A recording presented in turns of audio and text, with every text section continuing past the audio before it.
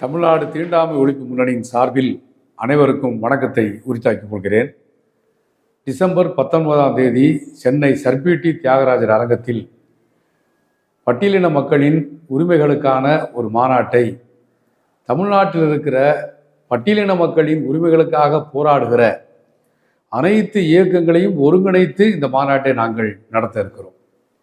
இடதுசாரி இயக்கங்களினுடைய முன்முயற்சியினால் இன்றைக்கு நாடு முழுவதும் செயல்பட்டு கொண்டிருக்கிற பட்டியலின மக்களின் உரிமைக்காக பாடாற்றி வருகிற ஒட்டுமொத்த அமைப்புகளையும் ஒரே கொடையின் கீழ் ஒருங்கிணைத்து பட்டியலின மக்களினுடைய உரிமைக்கான போராட்டத்திற்கு ஒரு புதிய வேகத்தை கொடுக்க வேண்டும் என்கிற பெரும் முயற்சியை நாடு முழுவதும் நாங்கள் மேற்கொண்டு வருகிறோம். அந்த முயற்சியினுடைய ஒரு பகுதியாகத்தான் டிசம்பர் 19ஆம் தேதி சென்னை சர்பிடி தியாகராஜர் அரங்கத்தில் காலை 10 மணி துவங்கி மாலை 5 மணி வரை கன்னியாகுமரியிலிருந்து சென்னை வரை ஒடுக்கப்பட்ட மக்களின் உரிமைகளுக்காக பாடாற்றுகிற அத்துணை அமைப்புகளையும் பங்கேற்கிற விதத்தில் இந்த மாநாட்டை நாங்கள் ஒருங்கிணைத்திருக்கிறோம்.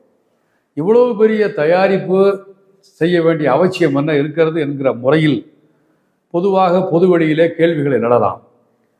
டிசம்பர் மாதம் 4ஆம் தேதி தலைநகர் புதுடெல்லியில் நாடாளுமன்ற வீதியில் தமிழ்நாட்டில் இருந்து மட்டுமல்ல இமய முதல் குமரி வரை இருக்கிற அத்துணை மாநிலங்களிலும் இடதுசாரி இயக்கத்தினுடைய முன்முயற்சியினால் செயல்பட்டு கொண்டிருக்கிற அத்துணை இயக்கங்களையும் ஒருங்கிணைத்து அந்த பிரம்மாண்டமான பேரணியை நாங்கள் நடத்தினோம்.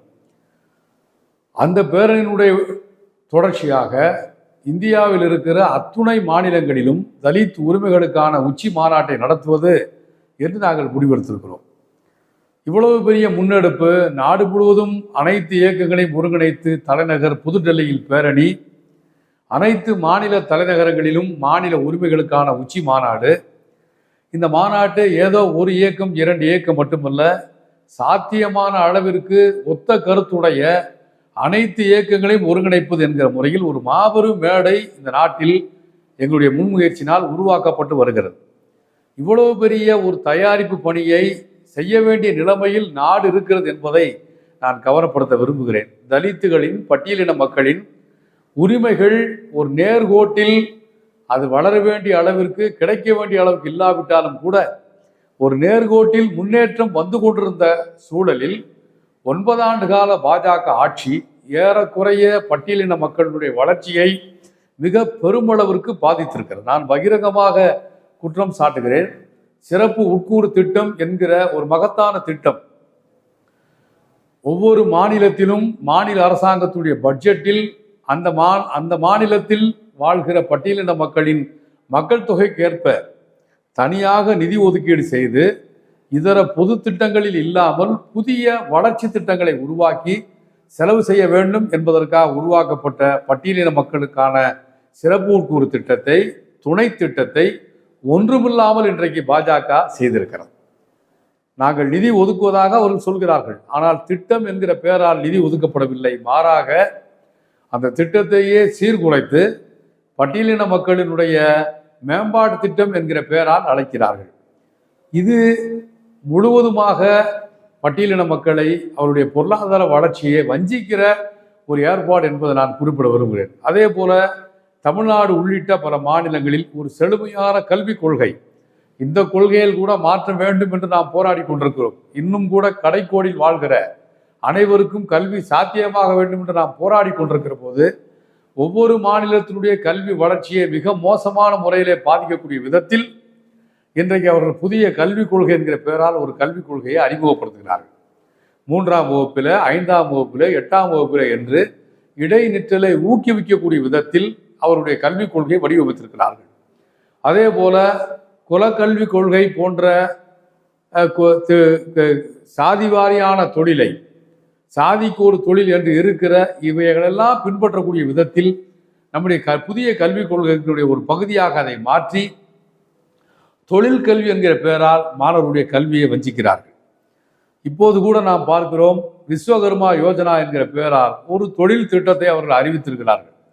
இந்த திட்டத்திலும் கூட ஏறக்குறைய குலத்தொழில் என்கிற பெயரால் மரபு ரீதியான தொழில்கள், பரம்பரை தொழில்கள் என்கிற வார்த்தையெல்லாம் அரசாங்கமே பயன்படுத்தி சலவை தொழில் செய்கிறவர்களை அந்த தொழிலே முடக்குவதற்கு, முடிநிறுத்தம் செய்யக்கூடிய தொழிலாளர்களை அந்த தொழிலே முடக்குவதற்கு, தலைமுறையாக இது போன்ற தொழில்களை, இது போன்ற பணிகளை ஒரு குறிப்பிட்ட சமூகத்தினுடைய தலையில் கட்டுவதற்கான முயற்சிகளை ஒன்றிய அரசாங்கத்துடைய திட்டத்தின் வழியாகவே இது போன்ற ஒரு பிற்போக்குத்தனமான நடவடிக்கைகளை மேற்கொண்டு வருகிறது.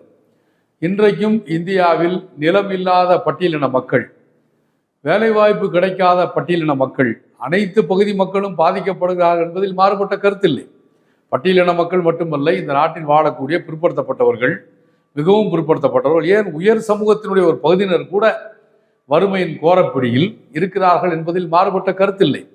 கல்வி கிடைக்கவில்லை, வேலை கிடைக்கவில்லை என்பது எல்லோருக்கும் பொதுவான பிரச்சனையாக இருக்கிறது. ஆனால் இதை நாம் ஏன் தனித்து இயங்க வேண்டிய அவசியம் இருக்கிறது என்று பார்க்கிற போது, இன்றைக்கு எவ்வளவோ விஞ்ஞான வளர்ச்சி ஏற்பட்டதாக சொல்லிக் கொண்டிருந்தாலும் கூட உலகத்தினுடைய பல நாடுகளோடு ஒப்பிடுகிற போது மனிதவள குறியீட்டில் இந்தியா மிகவும் பின்தங்கி இருக்கிறது என்பதற்கு நிறைய உதாரணங்கள் நாம் சொல்ல முடியும். கல்வியில், வேலை வாய்ப்பில், வாழ்நாள் அவருடைய வாழ்க்கை குறியீடுகளில், இன்னும் சொல்ல போனால் குழந்தை இறப்பில், காச நோயில், இரத்த சோகையில், பிரசவ காலத்தில் பெண்கள் இறப்பு என்று எல்லா விஷயங்களையும் நாம் பார்க்கிற போது நம்முடைய பெண்களினுடைய, இந்தியாவினுடைய மனிதவள குறியீடு என்பது எல்லா குறியீடுகளிலும் பின்தங்கி இருப்பதை நாம் பார்க்கிறோம். மிக ஆசிய நாடுகளில் கூட இந்தியா பின்தங்கி இருப்பதை நாம் பார்க்கிறோம். ஆனால் இங்கே வேறு விதமான ஒரு செய்தியை நம்முடைய பாரத பிரதமரும் அவருடைய கட்சியும் இந்த நாடு மிக பிரம்மாண்டமான வளர்ந்து கொண்டிருக்கிறது என்கிற ஒரு பொய்மையான ஒரு சித்திரத்தை இங்கே உருவாக்கி கொண்டிருக்கிறார்கள். எனவே நான் குறிப்பிட விரும்புவது, இந்த நாட்டில் வாழ்கிற அனைத்து பகுதி மக்களும் பாதிக்கப்பட்டிருக்கிறார்கள். அதானி, அம்பானி போன்ற ஓரிரு பெருமுதலாளிகளை தவிர அனைத்து பகுதி மக்களினுடைய வேலை வாய்ப்புகளும் பறிக்கப்பட்டிருக்கிறது. எப்படி உலகத்தினுடைய மனிதவள குறியீட்டில் இந்தியா பின்தங்கி இருக்கிறதோ, அதே போல இந்தியாவினுடைய பொது மனிதவள குறியீட்டில் பட்டியலின மக்கள், பழங்குடி மக்கள் பின்தங்கி இருக்கிறார்கள் என்பது 100% உண்மை.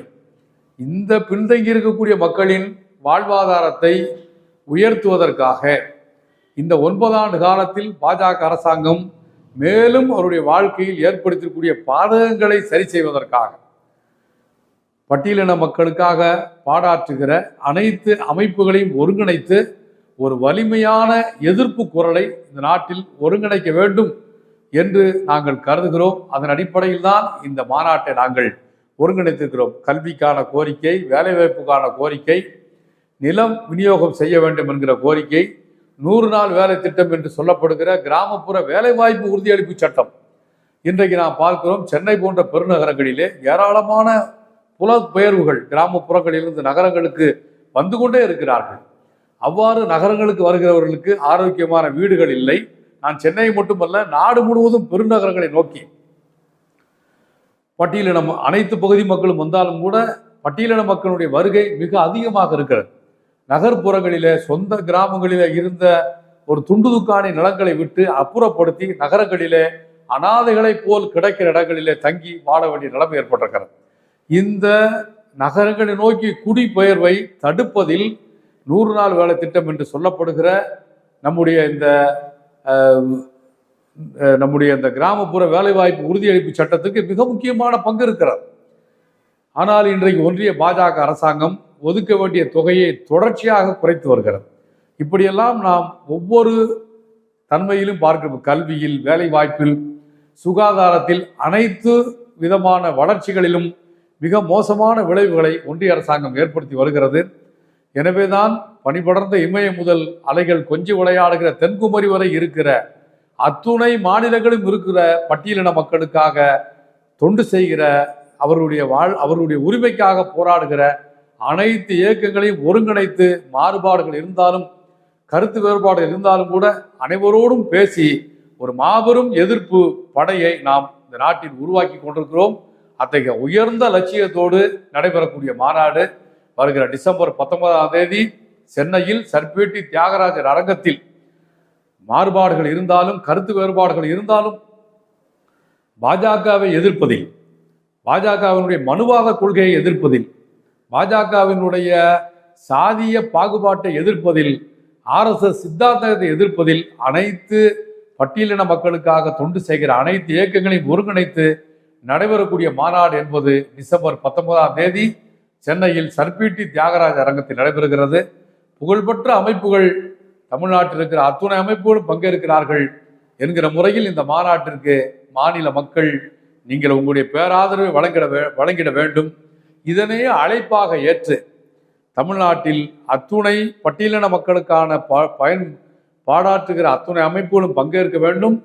கலைஞர்கள், படைப்பாளர்கள், திரைப்பட இயக்குனர்கள், அதே போல தலித் அறிவுஜீவிகள் எல்லோரும் கூடுகிற இடமாக, தலித்துகள் மட்டுமல்ல, தலித் மக்களுடைய உரிமையில் அக்கறை செலுத்துகிற ஜனநாயக சிந்தனை உள்ள அத்துணை பேரும் டிசம்பர் 19ஆம் தேதி சென்னையில் சர்பிடி தியாகராஜ் அரங்கத்தில் காலை 10 மணிக்கு அனைவரும் பெருந்திரளாக பங்கேற்க வேண்டும் என்ற இந்த நேரத்தில் இந்த மாநாட்டை ஒருங்கிணைத்துக் கொண்டிருக்கிற ஒரு அமைப்பு என்கிற முறையில் இந்த நேரத்தில் அனைவரையும் அறைகூவி அழைக்க விரும்புகிறேன். வாருங்கள், ஒரு பலமான எதிர்ப்பை பாஜகவினுடைய மனுவாத சித்தாந்தத்துக்கு எதிராக உருவாக்குவோம் என்று சொல்லி விடைபெறுகிறேன். நன்றி, வணக்கம்.